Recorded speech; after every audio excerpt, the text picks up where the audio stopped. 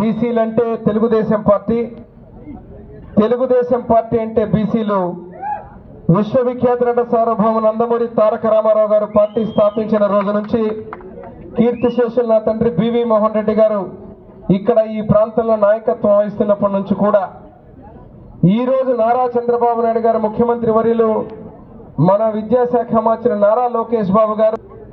ప్రతి ఒక్కరూ అభివృద్ధిని సంక్షేమాన్ని ఇచ్చిన హామీలని కూటమి ప్రభుత్వం నిలబెట్టుకుంటూ పోతా ఉంటే ఇంకా కూడా చింత చచ్చినా పులుపు చావలేదనే విధంగా వైసీపీ పార్టీ తప్పుడు ప్రచారాలు చేసుకుంటుంటే ఇట్లాంటి యువకులు బీసీలు అదే రకంగా వైసీ ఎంపీపీ పదవికి ఎంపీటీసీకి రాజీనామా చేసి ఈ కూటమి ప్రభుత్వానికి సహకరించాలని వచ్చినటువంటి రమణ కుమార్ రమకి అదే రకంగా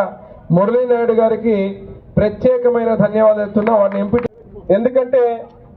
వైసీపీ పార్టీ మీద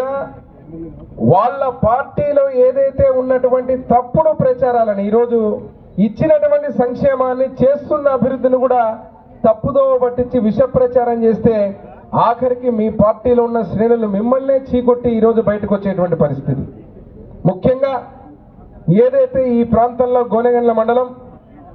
ముందు నుంచి తెలుగుదేశం పార్టీ కంచుకోట, అదేవిధంగా ఈరోజు మళ్ళీ ఎవరైతే ఈరోజు పార్టీలో చేరినటువంటి శ్రేణులందరూ కూడా కార్యకర్తలందరూ కూడా వైకాపా నుంచి వచ్చినటువంటి ప్రతి ఒక్కరు కూడా రానున్నటువంటి రోజుల్లో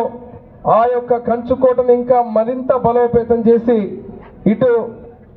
చంద్రబాబు నాయుడు గారి నాయకత్వాన్ని నారా లోకేష్ బాబు గారి నాయకత్వాన్ని తిరుగులేని విధంగా ఎమ్మిగనూరు నియోజకవర్గంలో గోనెగండ్ల మండలంలో కంచుకోటగా చేసే విధంగా